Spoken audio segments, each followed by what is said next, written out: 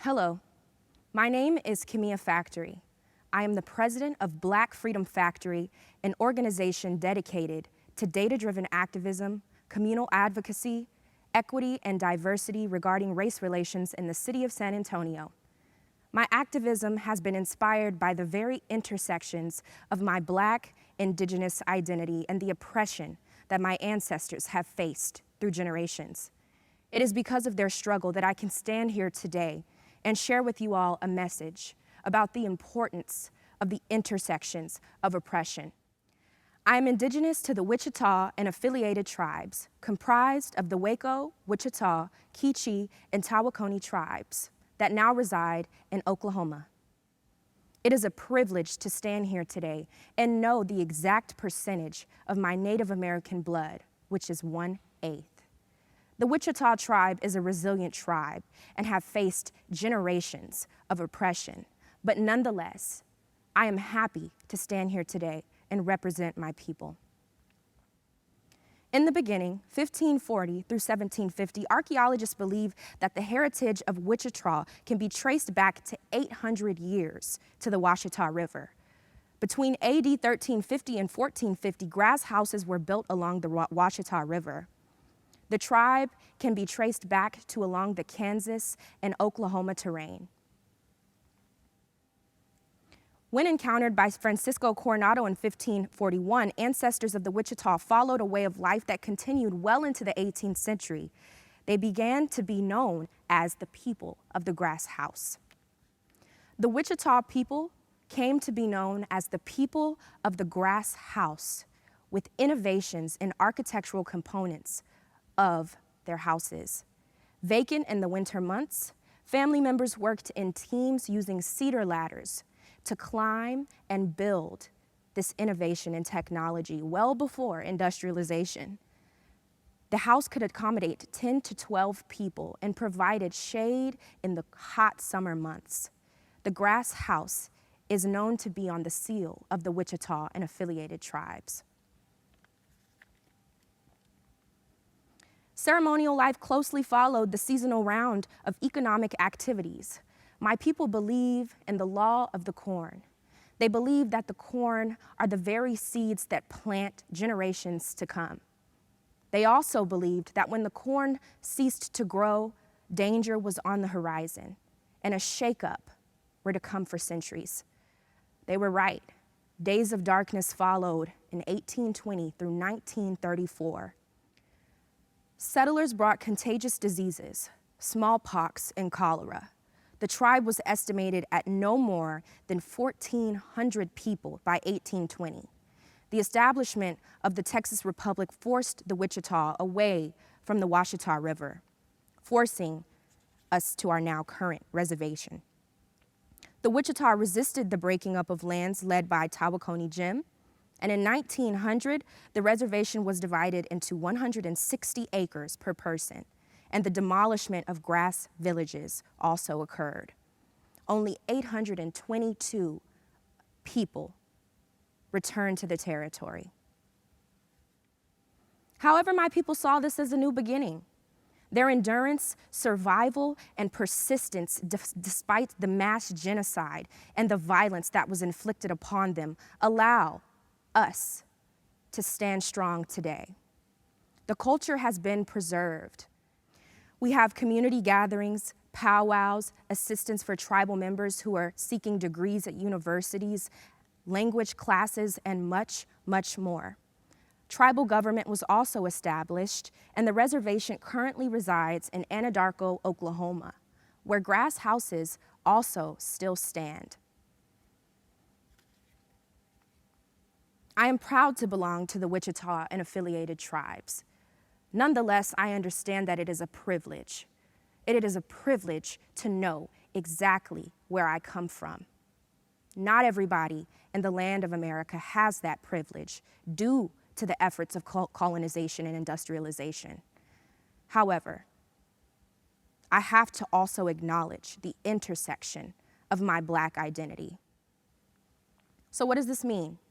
To be a Black Indigenous woman, to have ancestors who were indigenous to the Wichita and affiliated tribes, but to also have ancestors that were slaves brought during the transatlantic slave trade. There's no way that I can give this presentation without understanding and acknowledging the violence that Black folk in Oklahoma faced around the time of my ancestors to the Wichita tribe as well. Black Wall Street is something very seldom discussed in history. It was a time when Black folk owned businesses and were booming in the city of Tulsa, Oklahoma. In 1921, on June 1st, that all ceased.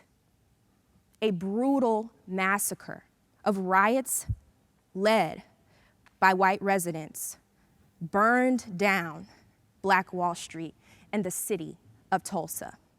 Black folk were forced to rebuild and start all over again, although they had risen from the ashes of slavery that was very well alive in Oklahoma as well as the South. There's also no way that I cannot talk about organizations like the Choctaw and Chickasaw Freedmen, who still fight to this very day for rights to the indigenous lands that they helped sow seeds for. The Choctaw and Chickasaw Freedmen were slaves who belonged to Native American tribal leaders. This is seldom talked about in history, how Native Americans in fact owned Black slaves. Grotesque violence were inflicted upon slaves by tribal people.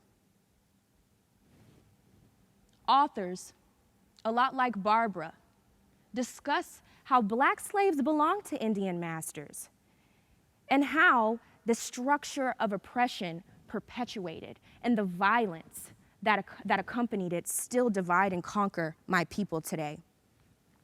The Choctaw and Chickasaw Freedmen are people that I would like to highlight because they are still fighting the very fight in 2021. They are fighting for tribal recognition because they helped sow the lands that Native Americans inhabit in their reservations. They face discrimination, second-class tribal membership, and disenrollment. They have to fight for recognition of affiliation with Native American tribes. The anti-Blackness that accompanies the work that the Choctaw and Chickasaw freedmen put into the fight today is very alive. It left me to wonder, where does that leave me?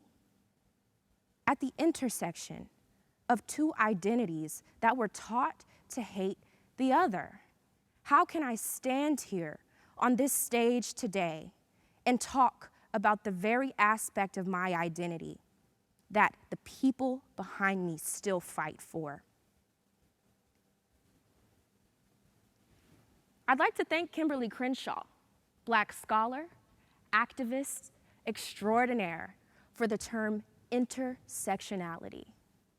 Intersectionality helped myself and women of color everywhere identify with the intersections of our oppression.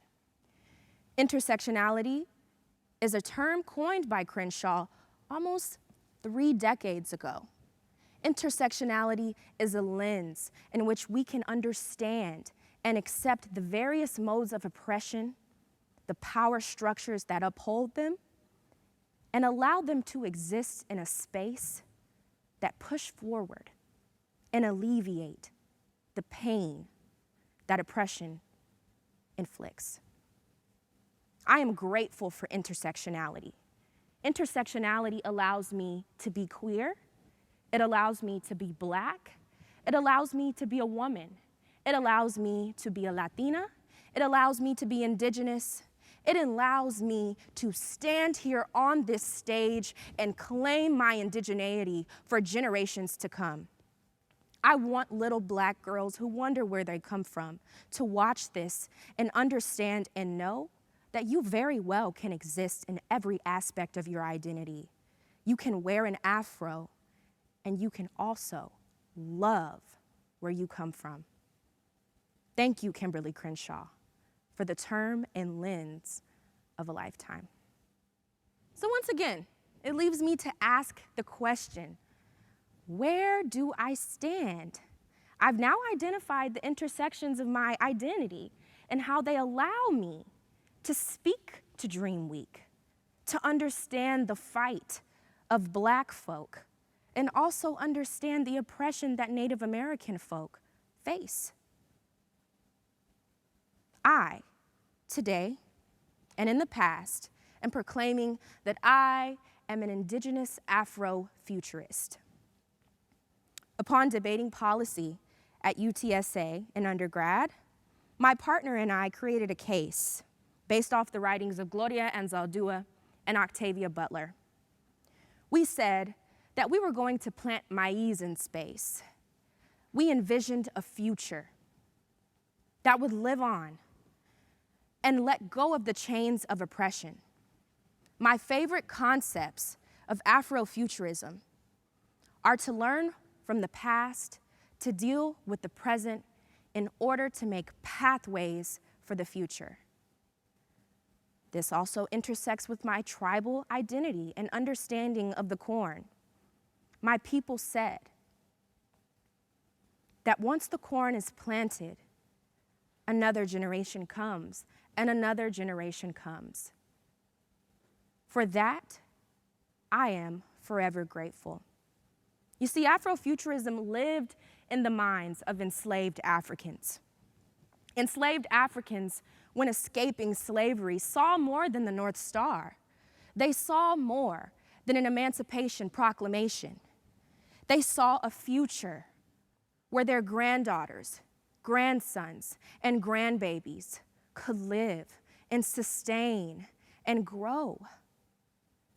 Afrofuturism is turning away from this understanding that oppression is all we will ever have.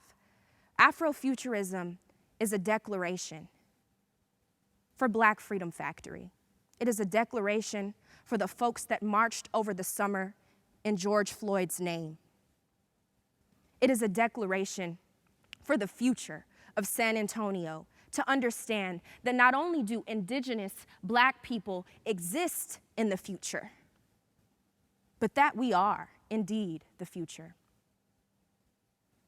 The deer dance ceremony is something that my people performed when the grass first showed, when the corn ripened, as well as when it was harvested. I like to think of my proclamation as an Afrofuturist as that, as grass growing, planting seeds, and understanding the very contribution to technology and the future that our ancestors put into civilization today. Industrialization and colonization like to talk about innovative technology and how that ship continues to sail into 2021, 2022, and millenniums to come. But there is no way that technology existed without the hard work, blood, sweat, and tears of my people. Despite colonization's attempt to turn indigenous people and Black people against each other, I stand here today as the very example of how that will never work. We have to love one another. We do love one another. And I hope that as I stand here today with my ancestors behind me, we can all see the future of a better, brighter, indigenous, Afrofuturist tomorrow.